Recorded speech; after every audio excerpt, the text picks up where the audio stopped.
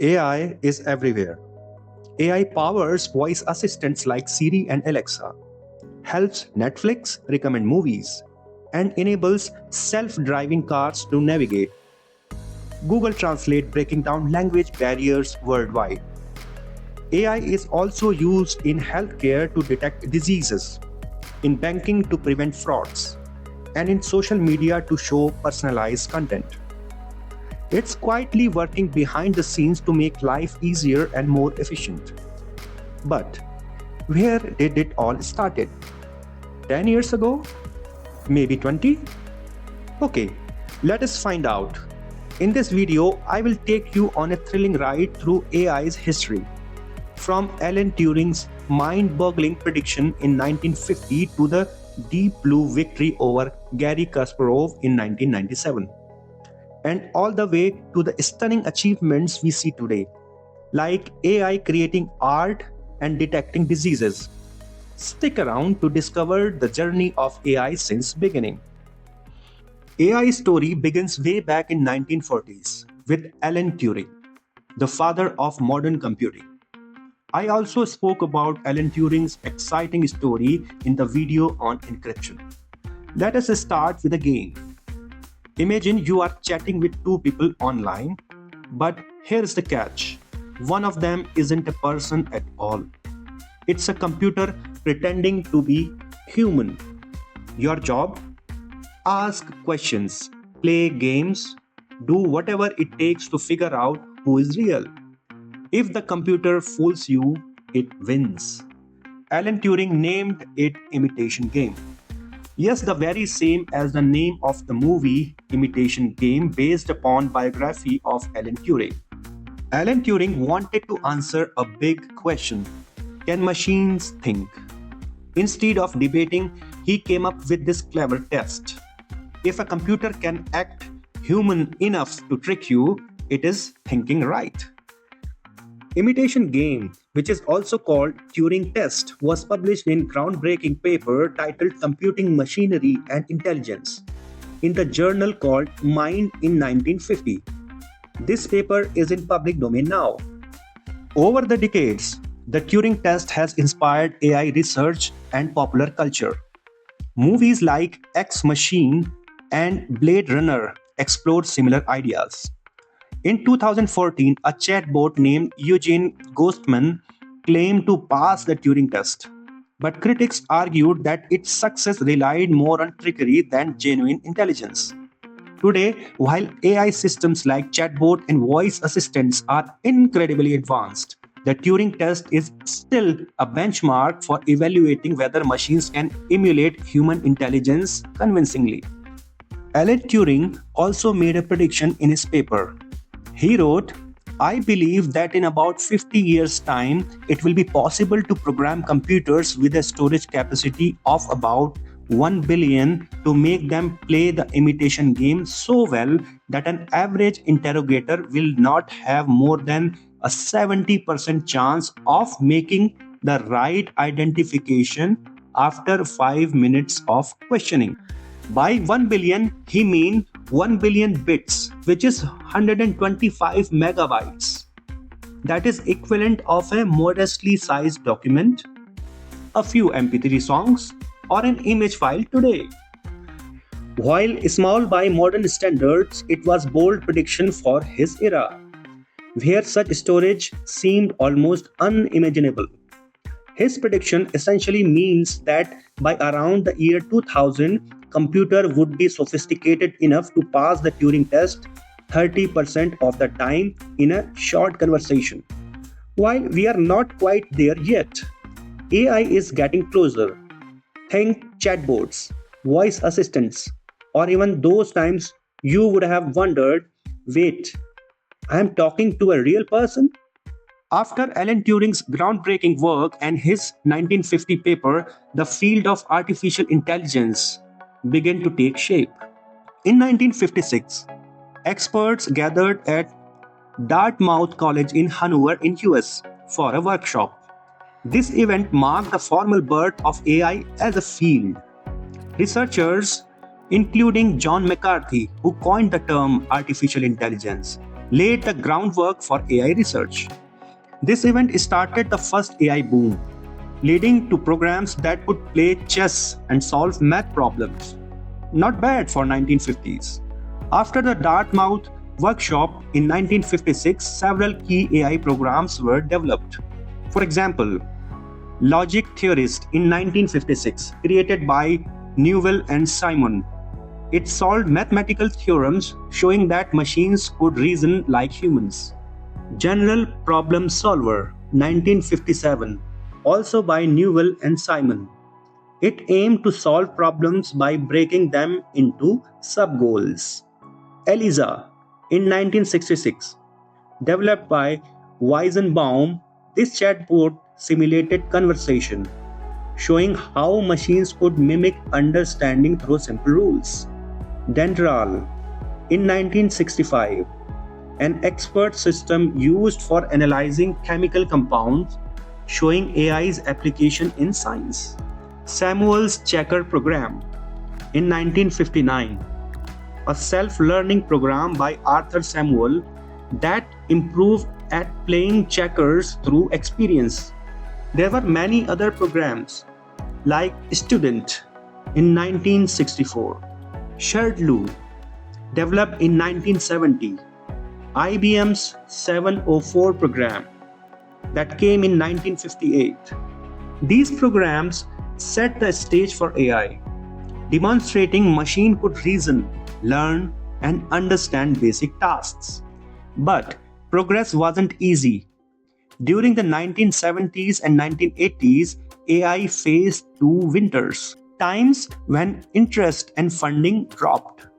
The first AI winter, 1974 to 1980s, followed early breakthrough in symbolic AI, such as Logic Theorist, Alexa.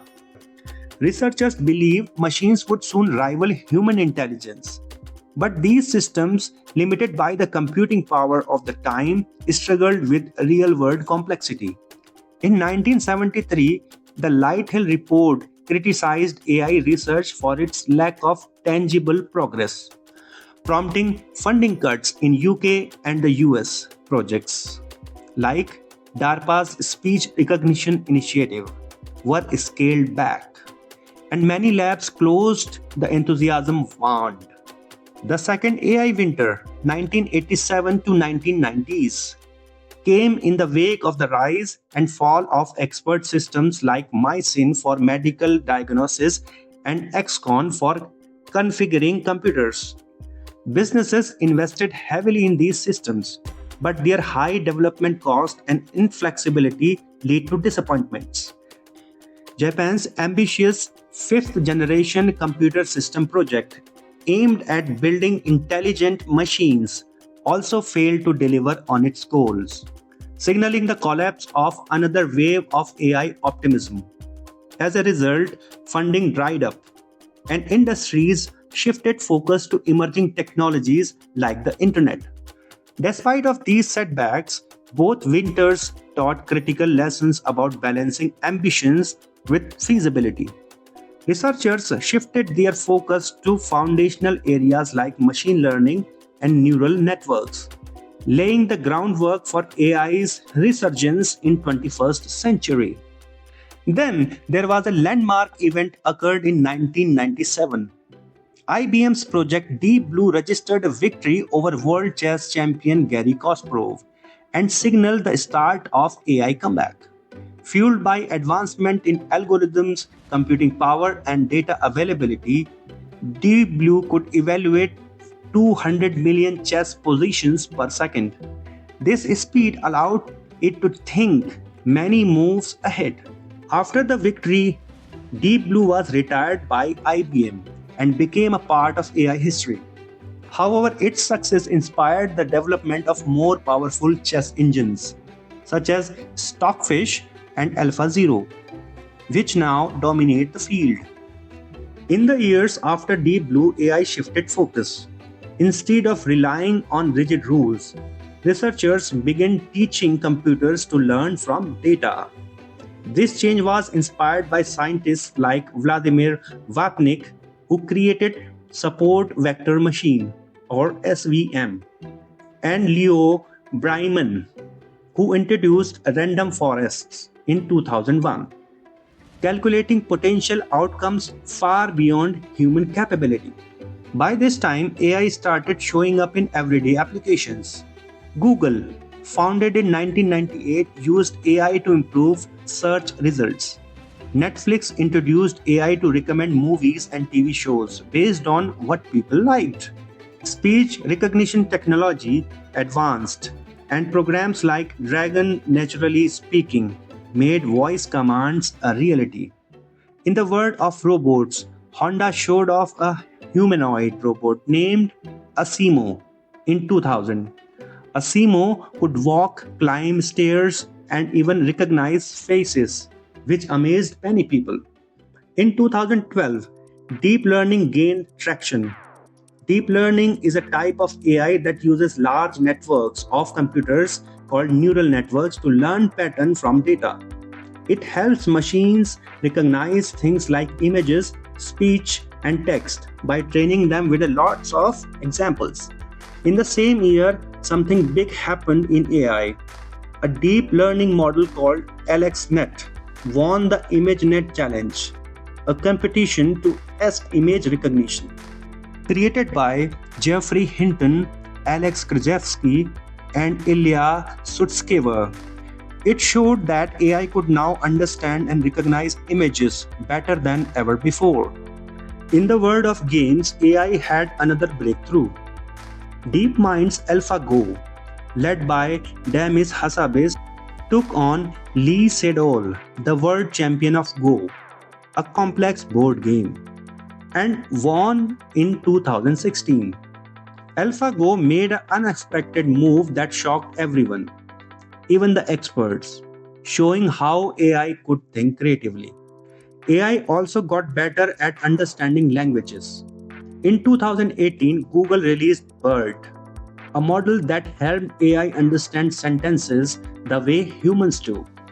Then OpenAI launched GPT-3 in 2020, a language model so advanced it could write stories, answer questions, and even help with coding. By 2020s, AI became even more creative. It's pretty much like we are experiencing it today. One breakthrough was DALL-E, an AI that could create images from descriptions in plain English. For example, you could tell it draw a cat playing a guitar, and it would create a unique image. AI also became a big part of healthcare. AlphaFold, a system by DeepMind, solved a major problem in biology by predicting how proteins fold. This helped researchers understand diseases better and discover new treatments. In entertainment, AI started making music, writing screenplays, and even designing video games. Tesla and Waymo worked on self-driving cars, which used AI to drive without human input. Tesla and Waymo worked on self-driving cars, which use AI to drive without human input. AI has come a long way since Alan Turing's early questions about machine intelligence. From powering voice assistants like Siri and Alexa to enabling self-driving cars, AI is now embedded in our daily lives. It helps recommend movies on Netflix, detects diseases, and even creates art with tools like DALL-E. Despite facing setbacks during the AI winters, AI bounced back with breakthroughs like Deep Blue's win over Kasparov in 1997, AlphaGo's creative strategies, and GPT-3's conversational abilities. The future is filled with limitless possibilities. Smart cities, revolutionary medical advancements, creative AI that collaborates with human and machines that may soon understand us better than we understand ourselves. Because technology has only one future: evolution.